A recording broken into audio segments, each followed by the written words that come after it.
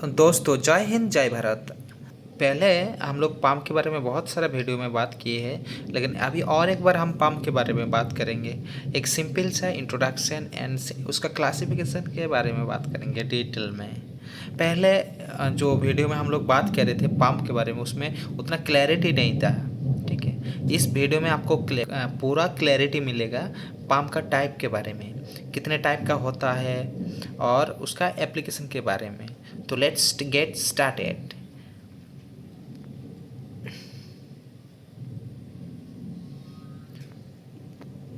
मेरा पहला pump regarding video अगर नहीं देखे होगे तो ज़रूर देख के आए, और पंप के बारे में और डिटेल में जानकारी लेने के लिए इस वीडियो को अंत तक ज़रूर देखिए। तो इस वीडियो में हम लोग कवर करेंगे क्या क्या टॉपिक। एक हो गया part one, only part one के बारे में आज डिस्कशन करेंगे। ठीक है, इस वीडियो में हम ओनली पार्ट वन के बारे में डिस्कशन करेंगे। Part two and three next video में डिस्कशन करेंगे। ठीक है, इसमें आपको मिलेगा क्या क्या पंप के रिगार्डिंग की टर्म्स, इंट्रोडक्शन एंड क्लासिफिकेशन। चलिए शुरू करते हैं पार्ट वन।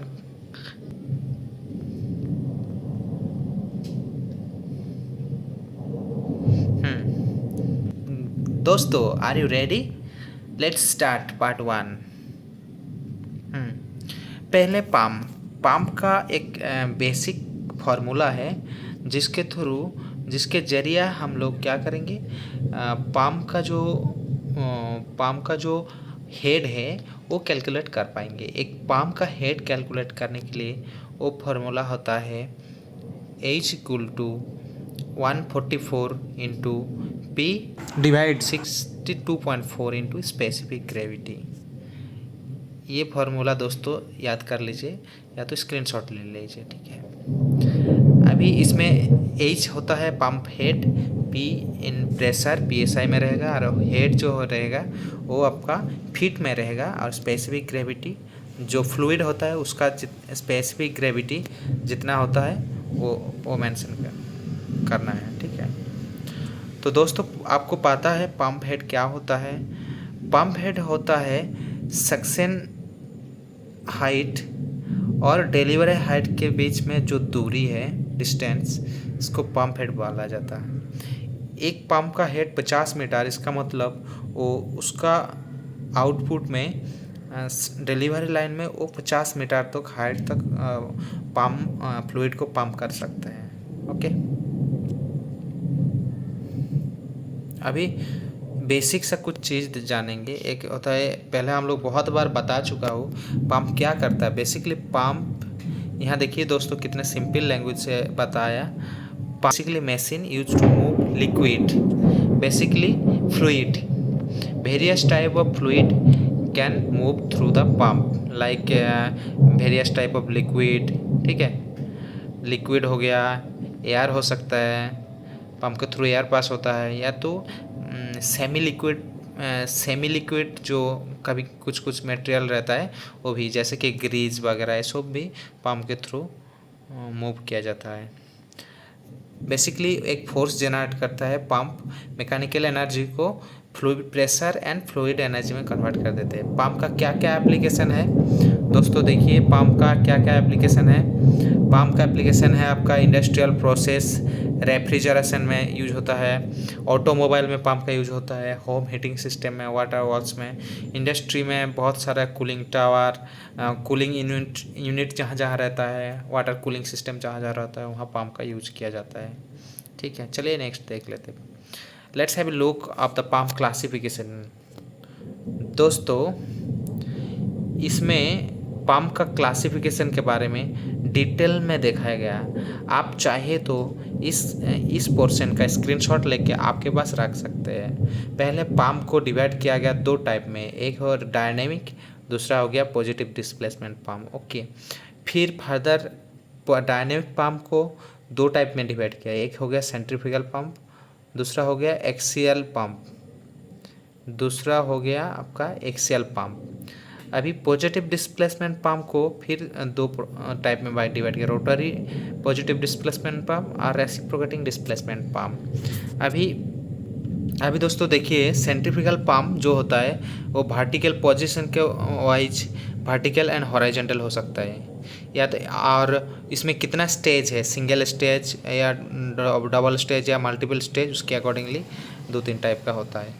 और आता है rotary, rotary positive displacement pump में क्या क्या आता है आप दोस्तों, screw pump, external gear pump, internal gear pump, sliding valve, flexible valve vane sliding vane, flexible vane etcetera, lobe pump etcetera होता है। अभी रेसिप्रोकेटिंग पंप में आता है आपका piston pump, plunger pump, diaphragm pump. तो ये हो गया आपका बेसिक सा क्लासिफिकेशन। और एक बार दोस्तों याद कर दे रहे हैं, चाहे तो इसका स्क्रीनशॉट लेके आपके पास रख सकते हैं, ठीक है। चलिए लेट्स सी, अभी देखते हैं सेंट्रीफ्यूगल पंप का हॉरिजॉन्टल पोजीशन में जिसमें pump and motor horizontally aligned है, उसको हॉरिजॉन्टली अलाइंड है और दोनों हॉरिजॉन्टली माउंटेड है एक बेस फ्रेम के साथ। इस टाइप सेंट्रीफ्यूगल पंप को कहा जाता है सेंट्रीफ्यूगल पंप। अभी देखिए दोस्तों, वर्टिकल सेंट्रीफ्यूगल पंप कैसा होता है। वर्टिकल सेंट्रीफ्यूगल पंप में पंप एंड मोटर दोनों एक दूसरे के साथ किस में अलाइंड है, वर्टिकली अलाइंड है और माउंटिंग बेस के साथ ये वर्टिकली माउंटेड है, ठीक है। ये वर्टिकली माउंटेड है, ये हो गया वर्टिकल सेंट्रीफ्यूगल पंप। ज़्यादातर इस तरह का पंप कूलिंग टावर और जो ड्रेन से मार निकलने के लिए यूज होता है, और आप जो बोरवेल में जो पंप यूज़ करते हैं वो इस तरह का पंप होता है, वर्टिकल सेंट्रीफ्यूगल पंप होता है। अभी सिंगल स्टेज सेंट्रीफ्यूगल पंप देख लेते कैसा होता है। सिंगल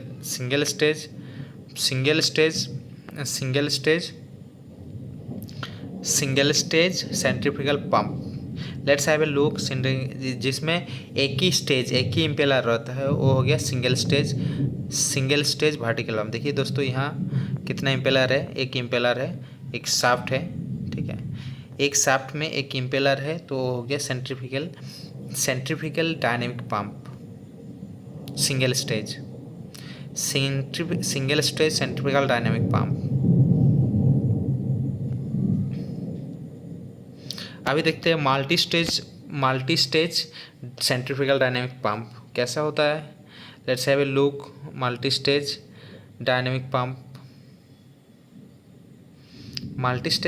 पंप में क्या होता है, बहुत सारे इम्पेलर रहता है। देखिए यहाँ नंबर ऑफ इम्पेलर है 1 2 3 4 5, टोटल नंबर ऑफ 5 इम्पेलर है। इस तरह का पंप का प्रेशर बहुत ज़्यादा होता है एंड फ्लो कम होता है। मल्टीपल स्टेज पंप का प्रेशर ज़्यादा होता है, फ्लो। इस तरह का पंप जैसे कि sprinkler system, fire hydrant system, उस टाइप का सिस्टम में इस तरह का पंप यूज होता है। Let's have a look, axial pump. Basically axial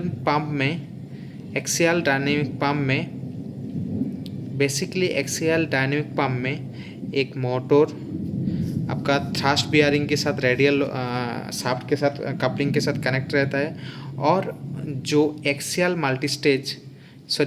जो एक्सिस वाइज हम इसमें इम्पेलर नहीं रहता है, इसके जगह प्रोपेलर रहता है। इम्पेलर की जगह प्रोपेलर रहता है। प्रोपेलर आपको देखा होगा, जो एरोप्लेन होता है उसका जो इंजन है प्रोपेलर इंजन, वो बेसिकली एक्सियल पंप होता है, एक तरह का एक्सियल पंप होता है। बीच में mechanical seal, coupling. Let's see the rotary screw pump किस तरह का होता है। रोटरी स्क्रू पंप आप देखेंगे, ये हो गया आपका एक, इसमें क्या रहता है, एक पंप के साथ मोटर कपलिंग रहता है। कपलिंग के बाद वो एक शाफ्ट के साथ कनेक्ट रहता, स्क्रू शाफ्ट के साथ कनेक्ट रहता है। जो स्क्रू एक केसिंग के अंदर रोटेट करता है। इस तरह का पंप बेसिकली ज़्यादातर आपको देखने को मिलेगा, जैसे कि कंप्रेसर हो गया, स्क्रू कंप्रेसर। वो क्या होता है, एक तरह का स्क्रू पंप होता है जो एयर को सक्शन करता है और एक साइड में डिस्चार्ज कर देता है, डिलीवर कर देता है। तो ये हो गया स्क्रू कंप्रेसर, इसका एक एग्जाम्पल हो गया। ठीक है, अब बाकी सारे चीज़ भी देख सकते हैं इसमें, कहाँ बियरिंग सेल एंड ये सब डिस्चार्ज पोर्ट। ये इसका पोजीशन अलग अलग हो सकता है एंड कई तरह का डिज़ाइन भी अलग हो सकता है इसका। ठीक है, जहाँ कंप्रेसर बड़ा बड़ा इंडस्ट्री में जो यूज होता है, कंप्रेस नॉर्मल जो डीसी है, ड्राई कंप्रेस एयर को कंप्रेस करने के लिए यूज होता है स्क्रू कंप्रेसर। आप और एक चीज़ ध्यान देके देखिएगा, अभी बहुत सारा पेट्रोल पंप में जो बाइक या तो कार में हवा भरने के लिए जो पंप एक कंप्रेसर बैठा रहता है, वो बेसिकली एक टाइप का रेसिप्रोकेटिंग पंप है, रेसिप्रोकेटिंग पिस्टन पंप रहता है उसमें। ठीक है,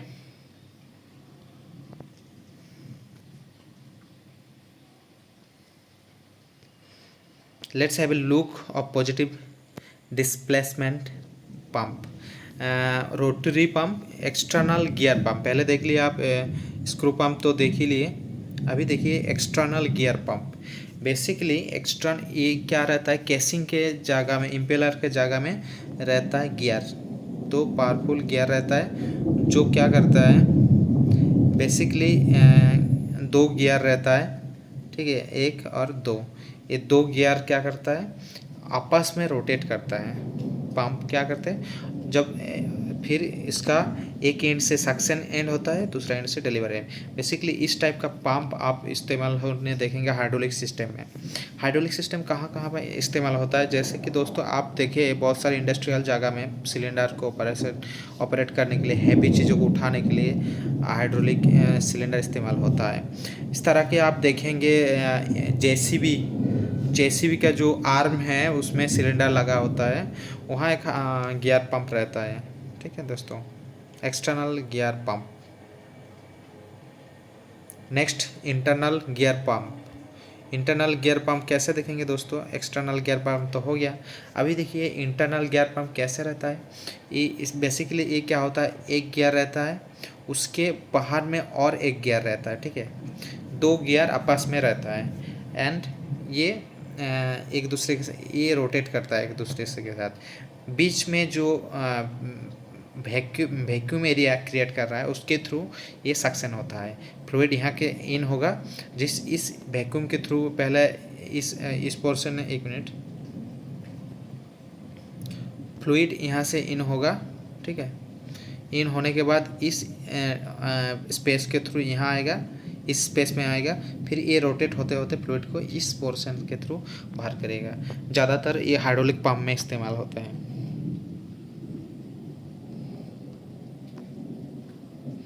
अभी दोस्तों देखिए rotary single when pump. When में एक वेन रहता है इनसाइड में।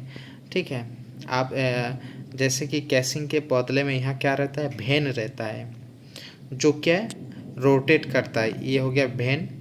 ठीक है, और ये वाला पोर्शन के थ्रू आपको क्या होता है, पंपिंग चैम्बर। यहाँ ऑयल इस इधर से इन होता है, इधर से आउट होता है। ठीक है, तो जब ऑयल एंट्री होगा तो ऑयल एंट्री के टाइम में इस पोर्शन से धीरे धीरे ये वैन के रोटेट होने के साथ साथ ये आउटलेट की तरफ जाएगा, मूव करेगा। ठीक है,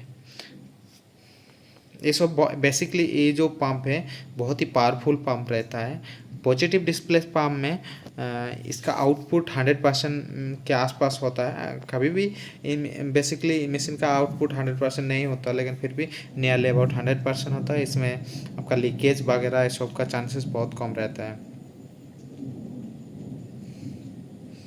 अभी आता है फ्लेक्सिबल वेन। ये रोटरी टाइप का एक है, सेम टाइप का होता है बेसिकली, ज़्यादा डिफरेंस इसमें नहीं है और सिंगल वैन और फ्लेक्सिबल वैन में। ठीक है, इसका जो रोटर है ये फ्लेक्सिबल टाइप का रहता है। आप देखेंगे इसका जो एक वैन है, ठीक है, इसका जो एक वैन है ये फ्लेक्सिबल टाइप का रहता है। ठीक है, सारे वैन देखते हैं, आप देख रहे हैं इस पोजीशन में आके ये वैन सारे क्या हो जा रहे हैं, फ्लेक्सिबल टाइप का मूवमेंट हो रहा है। ठीक है, एयर ऑयल एंटर करता है इधर से आउट करते हैं। ठीक है,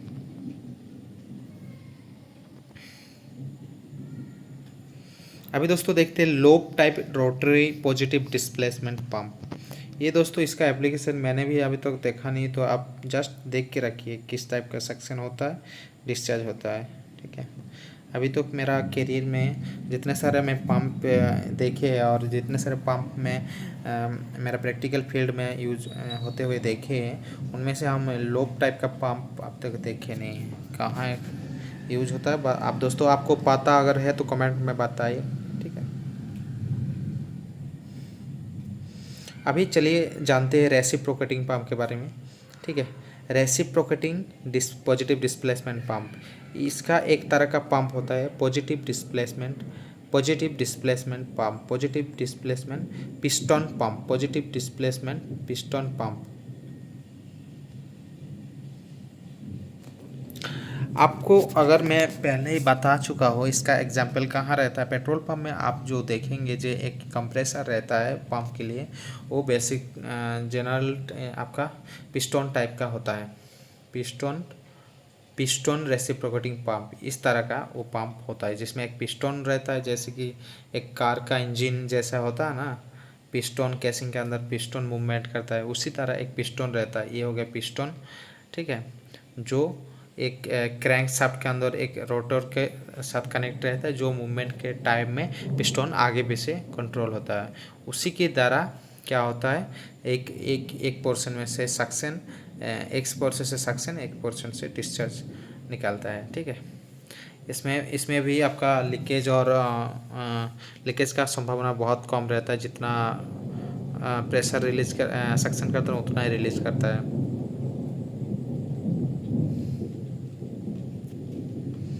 अभी दोस्तों देखिए प्लांजर टाइप का, एक प्लांजर बेसिकली यहाँ क्या रहता है, एक प्लांजर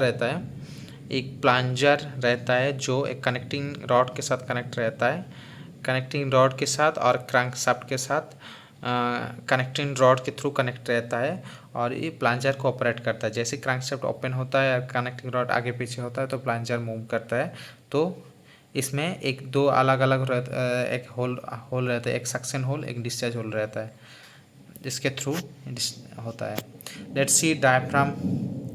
अभी अभी देखते हैं दोस्तों diaphragm reciprocating positive displacement pump. ठीक है, जिसमें क्या होता है दोस्तों, एक डायफ्राम रहता है, जैसे कि आप देख रहा है ये वाला पोर्शन हो गया डायफ्राम।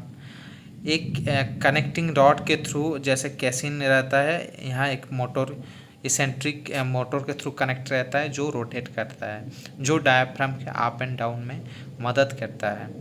अभी इसका एक सक्शन वाल्व रहता है और एक डिस्चार्ज वाल्व रहता है। सक्शन वाल्व जैसे ओपन हो जाता है ऐसे सक्शन कर पाता, और सक्शन वाल्व जैसे ओपन होता है ऐसे सक्शन कर पाता और डिस्चार्ज हो जाता है।